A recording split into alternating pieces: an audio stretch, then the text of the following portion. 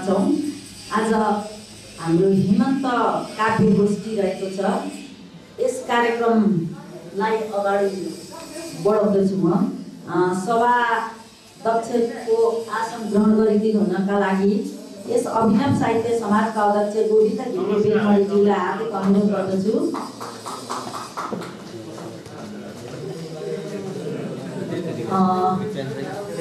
सभाध्यक्षको आसन ग्रहण गरिदिनु हुनका लागि त्यसैगरी प्रमुख अतिथिको आतिथ्य ग्रहण गरिदिनु हुनका लागि युवराज मैनाली सरलाई म हार्दिक निवेदन गर्दछु यस मञ्चमा। त्यसैगरी विशेष अतिथिको आतिथ्य ग्रहण गरिदिनु हुनका लागि शीतल गिरी सरलाई अगाडि आमन्त्रण गर्दछु। शीतल गिरी सर। त्यसैगरी आतिथ्य ग्रहण गरिदिनु हुनका लागि बाजीराम पौडेल सरलाई यस मञ्चमा आमन्त्रण गर्दछु। अतिथिको आसन ग्रहण गरिदिनु हुनका लागि अगाडि मञ्चमा। त्यसैगरी नवराज पुरसैनी जोस्नाज्यूलाई यस मञ्चमा आतिथ्य ग्रहणका लागि हार्दिक अनुरोध गर्दछु।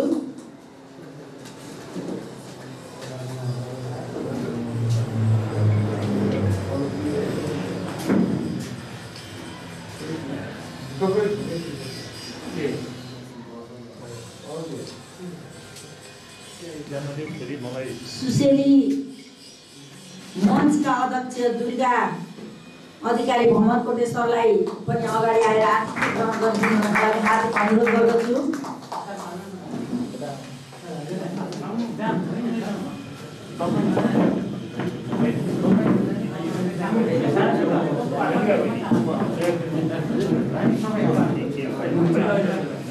घुम्ती मुक्त मञ्चका अध्यक्ष रुद्र अधिकारी हुनुहुन्छ, उहाँलाई पनि यथास्थानमा आसन ग्रहण गरिदिनु हुनका लागि हार्दिक अनुरोध गर्दछु। त्यसैगरी सम्पूर्ण उपस्थित महानुभावहरूलाई यथास्थानमा आसन ग्रहण गरिदिनु हुनका लागि हार्दिक अनुरोध गर्दै उपस्थित सम्पूर्णलाई स्वागत गरिदिनु हुनका लागि यस अभिनव साहित्य समाजकी सहसचिव मेनका पोखरेल आचार्यज्यूलाई हार्दिक अनुरोध गर्दछु।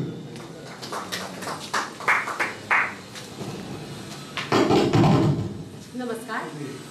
इस सभाका सभाध्यक्षज्यू, प्रमुख अतिथि वरिष्ठ साहित्यकार युवराज मैनालीज्यू, मञ्चमा आसीन विशिष्ट व्यक्तित्वहरू र यहाँ हाम्रो विद्युतीय निमन्त्रणालाई स्वीकार गरेर पाल्नुभएका सम्पूर्ण आदरणीय महानुभावहरूमा हार्दिक स्वागत अभिवादन गर्दछु। र अहिलेसम्म त हामी कोरोनाको कहर फेरि आउँदैछ, कहिलेसम्म हामीले स्थगन गर्न सक्छौँ थाहा छैन र सकुन्जेल हामी गर्नेछौँ, यसरी उपस्थिति भएर गर्नेछौँ र नसकेका खण्डमा पुनः फेरि विद्युतीय माध्यमबाट जानुपर्ने स्थिति पनि सिर्जना नहोला भन्न सकिँदैन।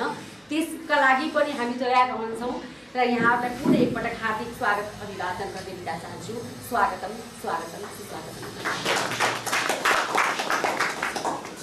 हार्दिक धन्यवाद मेनकाजीलाई, स्वागत गरेर गइसक्नु भएको छ। यहाँ हाम्रो परम्परा अनुसारले वाचित रचनाहरूको समीक्षा हुन्छ। आजका वाचन गरिएका रचनाहरूको समीक्षा गरिदिनु हुनका लागि परशुराम पराशरज्यूलाई हार्दिक अनुरोध गर्दै रचना वाचनका क्रमलाई म जोड्दछु। सबभन्दा पहिला मेरो हातमा परेको छ बद्री प्रसाद सुवेदीज्यूको कविता। उहाँले अस्ति वाचन गर्छु भन्दै हुनुहुन्थ्यो यो कविता। आज सबभन्दा पहिला बद्री प्रसाद सुवेदीज्यूलाई आफ्नो रचना वाचन गर्नका लागि बोलाउँदैछु र तयारी अवस्थामा बसिदिनु हुनका लागि अनुरोध गर्दछु भावना नेउपानेज्यू।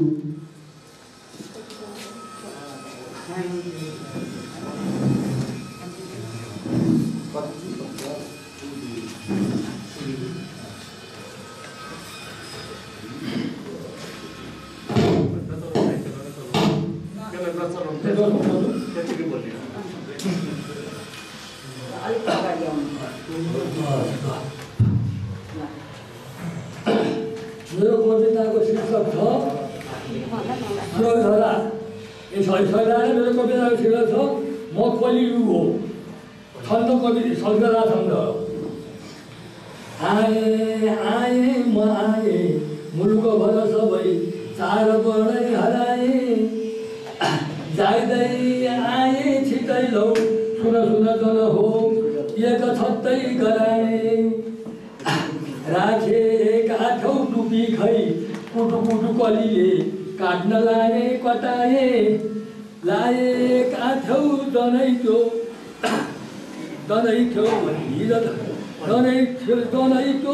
दुई सबले आज धेरै हटाए आए म जाइदै कली मुल्क भरि विषमा आँखा जोडी मिठो लाग्दै सबै ती कुपु कुपु कुपो चबलौ खाऊ केही नछोडी हेर्दा देखिन्छ उस्तै रगत अनि सबै मासु हड्डी र छाला सानो ठुलो नहुँदा ठुलो भनी नै अब त नै हिँडौँ ठोक्न सक्ने झुगाला कलिले ठोक्छु भने मैले अहिले है यस कस्तो त्यो यो कली हो ठुलो अब लौ सत्य भन्ने त छैन त्रेताको द्वापरैको अब त कली यहाँ गर्छु लौ खुब छैन आएको भर्खरै हो म कली छु बलियो तन्न गयो दान्न लौ हत्तपत्त ती चारै पर्णलाई अब त कली भूमि पार्छु है एक छत्त धेरै लामो छ मेरो सुन जन हो सुन जन हो आयु लौ 4 लाख बाँकी जोडौँ हजारै खुरु अब लौ बहन 32 काख आए अब त कलियुग हो भ्रष्ट पारिदिन्छु बुद्धि मेरो लामो छ अनि मेरो पालो छ अहिले बन ल सबै नास्तिकै हर्छु शुद्धि मिठो लाग्ने नछोडौँ म कली अब यहाँ वस्तु जाँदैन अन्त खाऊँ टन्नै अगाऊ म कलियुग छँदै खाऊँ है दाल भात आए अब त मन परी खान लौ हुन्छ बोल्न गायत्री मन्त्र जप्छौ मन पहिले आज लौ हुन्छ बोल्न मेरा साथी तिनै हुन् सुन जसले धर्म संस्कार छोड्छ हाम्रा राजा तिमी हौ प्रभु कली सुन है भन्छ जो हात जोड्छ ती गायत्री नजप्ने जति म सबै लाग्छ राम्रो र चिन्छु त्यस्तालाई सधैँ लौ वरिपरि मसँगै साथमा बस्न दिन्छु म जस्तै निर्दयी छन् किसिमका जङ्गली जन्तु धेरै हेरा हालेर मार्छन् बल छल जसको मानी लाग्दैन बेमार्न लाग्दैन बेदै मृदा दुब्ला असैत जति लमरुन् छैन कोही सहारा मार्छन् खान्छन् खुसी भई बल हुने जतिले दुर्बलै ती आहारा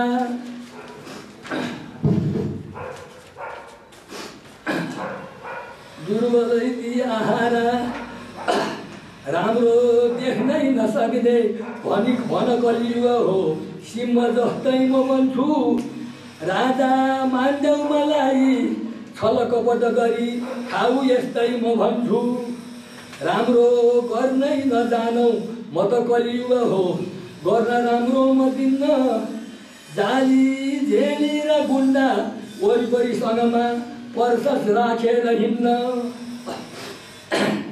ती चारै बडलाई फरक नभनी बढ एकैमा पार्छु ठुलो हो जात मेरै अब जसले भन्छ गई स्वाट झार्छु छाती खोली उठेरै म त कलियुग हो बोल्छु लाग्दैन लाज अहिले पालो छ मेरो वरपर ल सबै नास्तिकै पार्छु आज राम्रो लाग्थ्यो मलाई सुन जन हो अङ्गका सुपुत्र बेन ज्यादै टाठो र बाठो अलिअलि नभनौ यज्ञ गर्नै दिएन त्यस्ता मान्छे मलाई मुलुको भर सबै देख्न लाग्दैछ इच्छा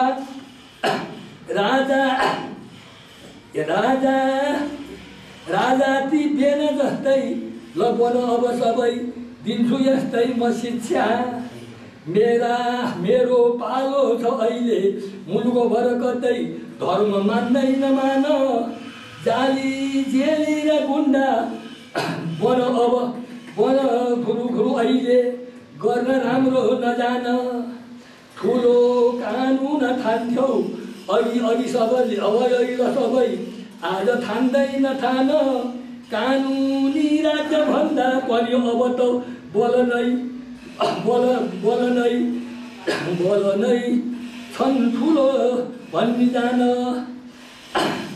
दाम्रो कानुन भन्थ्यौ अघि सबैले बान्न ती दुष्टलाई त्यो कानुनै हरायो कुपु कलीले खानी जम्मै चपाई निर्दा दुब्ला अभागी दल बल नहुने त्यो छ कानुन लाग्छ मै जस्ता मूर्ख देख्दा खुरु डरले दैव कानुन भाग्छ छुट्टो बोल्नै नजान्ने म त कलियुग हो देख्नु होला सबैले गल्ती गर्दै नगर्ने सुजन जति यहाँ लाग्छ सुजन जतिलाई लाग्छ कानुन अहिले आगो हुनेको वरिपरि बसी हेर्नु कानुन भाग्छ आफ्ना धेरै पछौटे दल बल छ भने पूर्जा नै खुब जाग्छ खै कानुन अहिले भन ल सबै ऐन खै संविधान ठुला दलैले खुरु ल सबै गरिदिए छैन दान को हो कानुन खोल्ने यस समयमा खोल्नु पर्ने बोलै हो अहिले कानुन खोज्दै नहिँड्नु अब कतै त्यो त ठुलो दलै हो अहिले कानुन खोज्दै नहिँड्नु अब कतै त्यो त ठुलो दलै हो धन्यवाद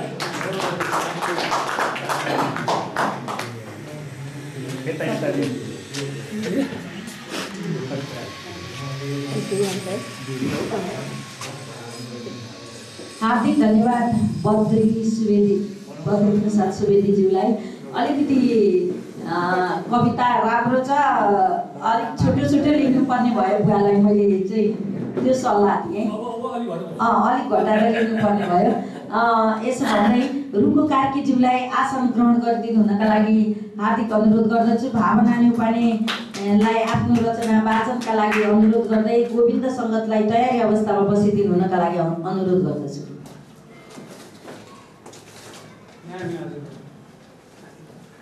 सर्वप्रथम यहाँ उपस्थित हुनुभएका सबै महानुभावहरूलाई म भावना तर्फबाट नमन व्यक्त गर्न चाहन्छु मेरो कविताको शीर्षक छ आमा उठन यो चाहिँ मृत्यु भएको आमासँग मिलाउन गरिदिएको समय हो ए मेरी आमा तिमी उठन मायाले फेरि मेरो मुहार छौ न आमा तिमी किन चिर निन्द्रामा सुत्यो यो कुरा भन न आमा मायाले मलाई राजा भनेर बोलाउ न आमा भोकले छटपटाइरहेको छु तिम्रो कोमल हातले खुवाउन आमा तिम्रो मायाले मेरो आत्मा रसाउन आमा अब त तिमीले आँखा खोल न आमा माफी पाऊ केही गल्ती भए आमा अब त बोल न आमा नछोडे आमा यो पापी संसारमा म एक्लै बाँच्न सक्दिनँ आमा तिमीले पकाएका विभिन्न प्रकार सम्झी मुख रसाउँदैछु आमा बाबाले कुट्न खोज्दा तिमीले पछौडीभित्र लुकाएको याद ताजा बनी आइरहेको छ आमा तिमीले न भनेको काम नमान्दा लट्ठी लट्ठीले कुटेको याद आयो आमा। अब कहाँ पाऊँ त्यस्तो माया ममता आमा। अब कहाँ पाऊँ त्यस्तो माया ममता आमा। अब कहाँ पाऊँ त्यस्तो माया ममता आमा। हार्दिक धन्यवाद भावना नेकपानेज्यूलाई। गोविन्द सङ्गतलाई आफ्नो रचना वाचनका लागि अनुरोध गर्दै सुशील आचार्यलाई तयारी भएर बसिदिनु हुनका लागि अनुरोध गरे।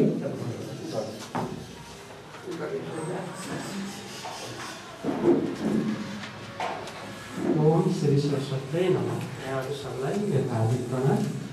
आज मैले कृष्ण भन्ने एउटा टोटक छन्दमा कविता लिएर आएको छु।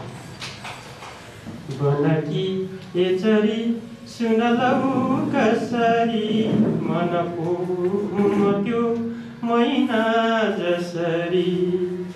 जब सामुमा हुन्छु तात धसी झर्दो छु जहाँ पिरबाट खसी।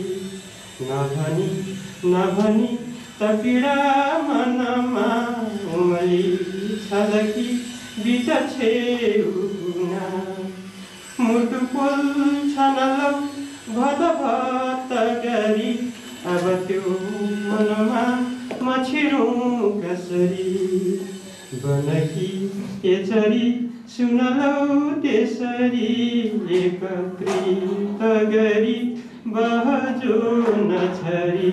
सकुमै दिलको धडकन त खुली रसको मधुमोह मलाउ चुली।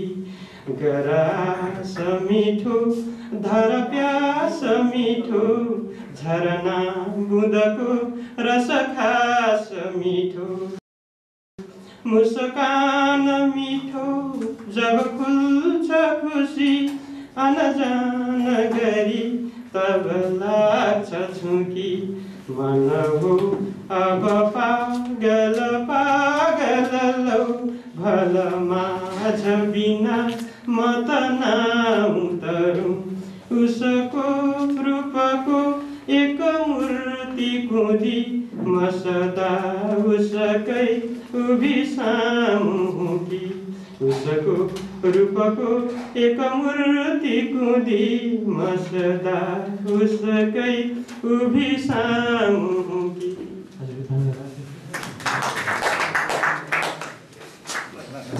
तिर्सना शीर्षकको कविता टोटक छन्दमा भन्नुभयो। गोविन्द सङ्गतज्यूलाई हार्दिक धन्यवाद व्यक्त गर्दै सुशील आचार्यलाई आफ्नो रचना वाचनका लागि बोलाए र रामचन्द्र दाहाललाई तयारी अवस्थामा बसिदिनु हुनका लागि अनुरोध गरे।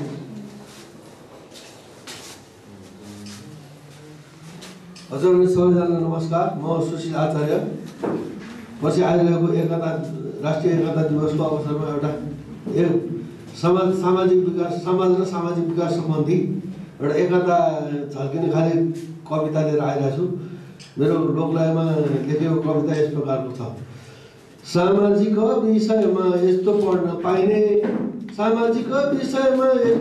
पाइने समाजको विकास गर्न एकता नै चाहिने। एकले थुके सुकी जान्छ सबले थुके नदी। यही उखानलाई बुझी जो बढ्छन् अघि पक्कै त्यसको विकास हुन्छ हेर साथीभाइ। खान लाउन दुखाउन रहे कसैलाई। लोकतन्त्र आएको छ नेपालमा पनि सबले काम गर्न सक्छन् स्वयंसेवक बनी। कोहीले गाउँमा काम गर्छन् कोहीले सहरमा आर्थिक सहयोग पनि गर्छन् कोहीले रहरमा। कोहीको क्षेत्र बालबालिका कोहीको महिला युवा कोहीको सेवा गर्ने इच्छा खोजी वृद्ध दुर्गम क्षेत्र पुरी सेवा गर्ने धेरै छन्। आहा कस्तो पुण्य कर्म उपकारी मन। बाटो बनाउने कोही चेतना दिने काम सफल भएपछि मनमा सन्तोष दिने धेरै छन् सङ्घ संस्था सहयोग गर्ने। दिन दुखी गरिबको दुःखलाई हर्ने माहुरी र कमिलाको मेहनत जस्तै स्वयंसेवी साथीहरू कर्मक्षेत्र बस्दै एकजुट भएर नै सधैँ अघि सर्छन्। पानी स्वास्थ्य कृषि शिक्षा आदिमा काम गर्छन्। मेहनतै निकाल्छन् राम्रो परिणाम। सहकार्य एकताले सफल पार्छन् काम।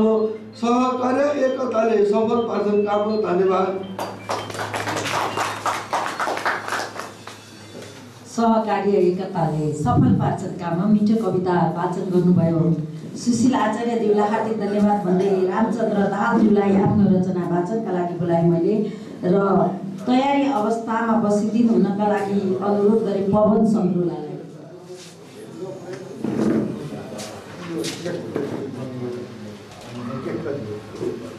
धन्यवाद।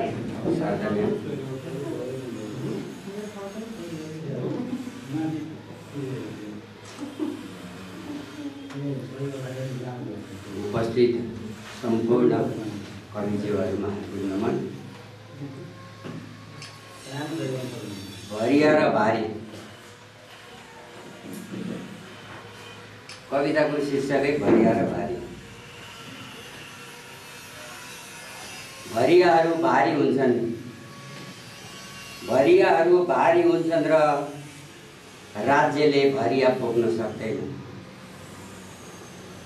भरियाहरू भारी हुन्छन् र राज्यले भरिया बोक्न सक्दैन, बरु भरियाले राज्य उचाल्छ। राज्यले त उपहास बोकाएर उपहारको उकालो चढाउँछ। राज्य र भरिया आपसमा अनभिज्ञ हुन्छन्। राज्य र भरिया आपसमा अनभिज्ञ हुन्छन्। त्यसैले भरिया भारी र बाटोले चिन्जान गर्छ। त्यसैले भरिया भारी र बाटोले चिन्जान गर्छन्। कहिले भरियाले भारी बोके जस्तो गर्छन्, कहिले उकालोले भरिया बोके जस्तो गर्छन्।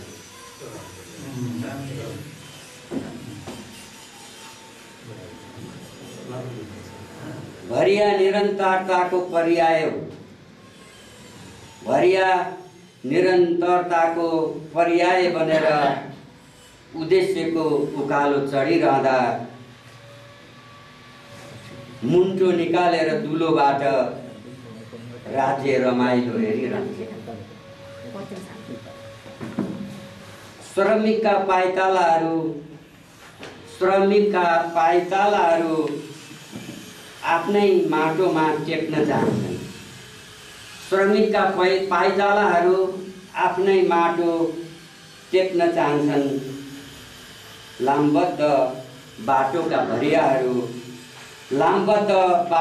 भरियाहरू जुलुम बोकेका जुलुस हुँदैनन्। लामबद्ध बाटोका भरियाहरू जुलुम बोकेको जुलुस हुँदैनन्। देशले पसिना खोजेका बेला भरियाहरू जिन्दाबाद मुर्दाबाद हुँदैनन्। यिनीहरू त अनमोल पसिना भएर सधैँ आफ्नै मातृ माटोमा रमाउन चाहन्छन्। यिनीहरू अनन्त निरन्तरताको पर्याय बनेर आफ्नै माटो उर्वर पार्न चाहन्छन्। भरियाहरू आफ्नै माटो उर्वर पार्न चाहन्छन्।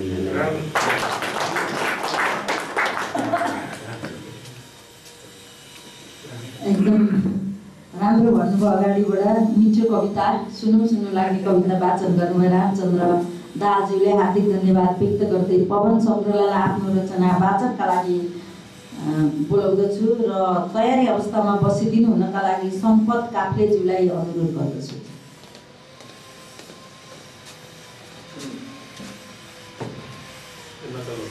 सम्पूर्णमा नमस्कार।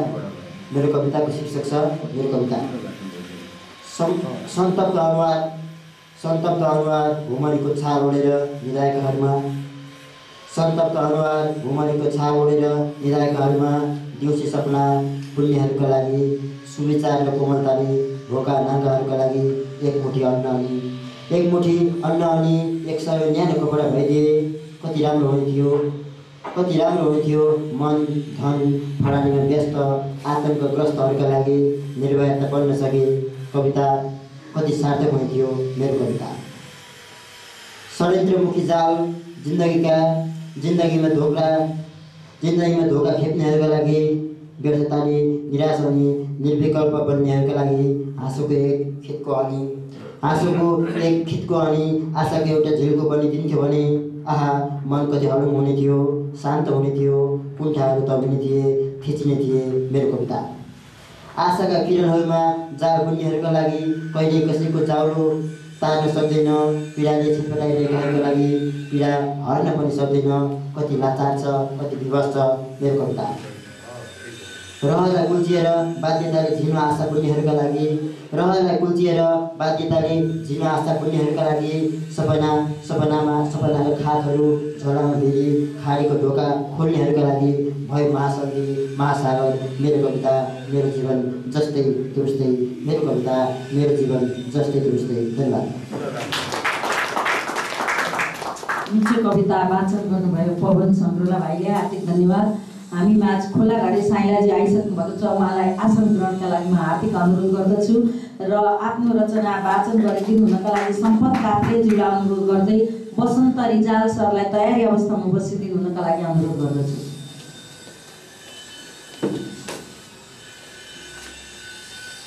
सबैमा नमस्कार।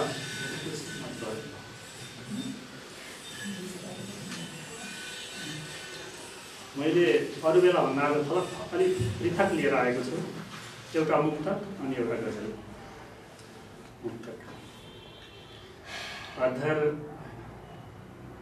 अधर हेर्दा फक्रिया गुलाब हो कि जस्तो लाग्छ, अधर हेर्दा फक्रिया गुलाब हो कि जस्तो लाग्छ, मेरो चाहनाको जवाफ हो कि जस्तो लाग्छ,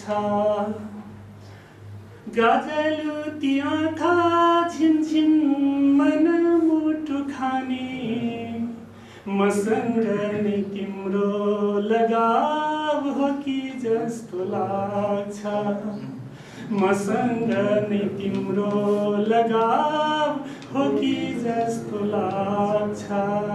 धन्यवाद। अब गजल।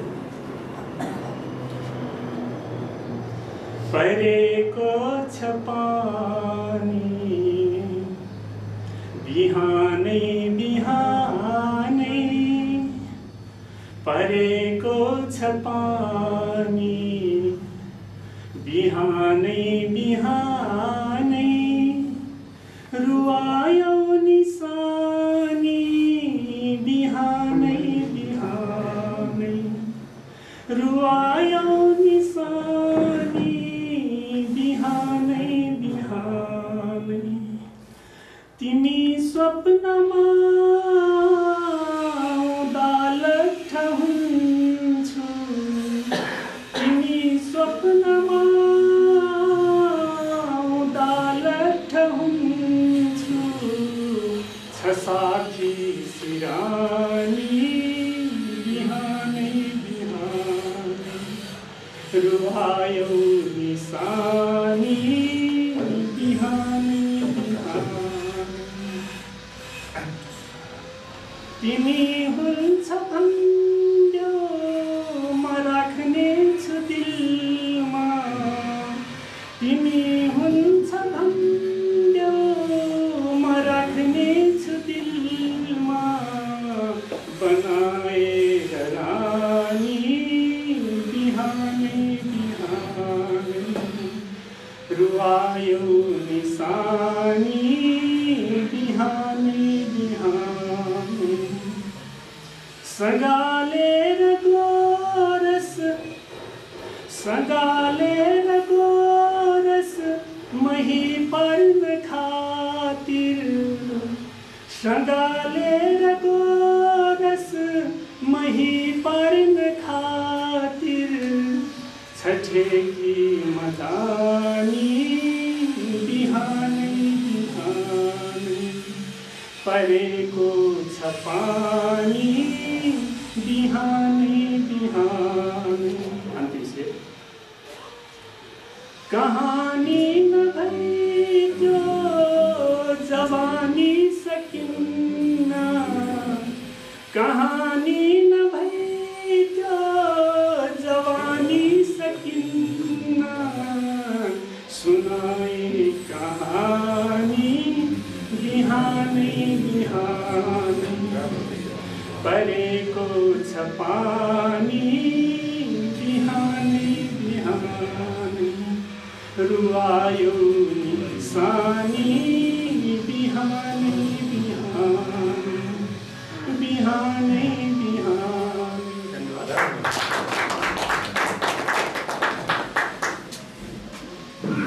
परेको छ पानी बिहानै बिहानै रुचायो निसानी बिहानै बिहानै। मिठो गजल सुनाउनु भयो, हार्दिक धन्यवाद सम्पत काफ्लेज्यूलाई। यस पछाडि वसन्त रिजालज्यूको पालो रहेको छ।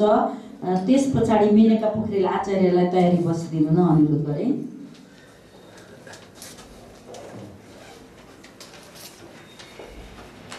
उपस्थित सम्पूर्ण स्रष्टा द्रष्टामा नमन। अब यो कविता कस्तो हुन्छ भने आफूभन्दा अगाडि मिठो कविता गर्दा आफैलाई पनि नमन भन्दो रहेछ। तैपनि म कोसिस गर्छु। बगैँचामा धेरै किसिमका फुल हुन्छन्, त्यसमध्ये कसैलाई कुन फुल मनपर्छ, कसैलाई कुन फुल मनपर्छ। पानीका थोपा। म तिम्रो मालिकले मन पराएको मान्छेको मन परेको मान्छे परिन। म तिम्रो मालिकले मन पराएको मान्छेको मन परेको मान्छे परिन। तिमी नजिक परे पनि म नजिक हुन चाहन्न। अत्तर दरेको थियो तिम्रो शरीरले जब मेरो नजिक आयो बेसरी बनायो। साससँग भित्रको गन्ध वास आयो। तिम्रो बोलीमा छल कपट ईर्ष्या र जलन थियो। तिमी त केवल खेताला थियौ। तिम्रो मालिक मेरो दुश्मन हो। देशको दुश्मन भएपछि उसमा दुष्टता छल कपट र बदख्याइ हुने नै भयो। जेल मेल र सेलभित्रको वनवास प्रतिशोधमा मौका पुगिरहेको थियो। पुनः माझी राय प्रवृत्ति भएर जन्मियो। मिल्न नसक्ने फुट्न सक्ने मिलेको बाहनामा काखमा राखेर रेट्न सक्ने। सिकेको झिक्ने न हो, जे सिकायो त्यही सिक्ने। हँसी मजाकमा तालीको आनन्द। तिम्रो मालिक तिम्रो भगवान पूजा फुल अक्षता धूप नैवेद्य चढाएर म ठानिरहेछु एउटा निर्जीव हुनु हो। अदृश्य माइक फिटिङमा बेला न बेला ट्याउँ ट्याउँ कराइरहेछ। त्यो उसको बोली होइन, सिर्फ लोली हो, बतासे बोली हो। आवाज आउँछ र फ्याट्ट फुटे चाहिँ पानीका फोकामा रूपान्तरित हुन्छ।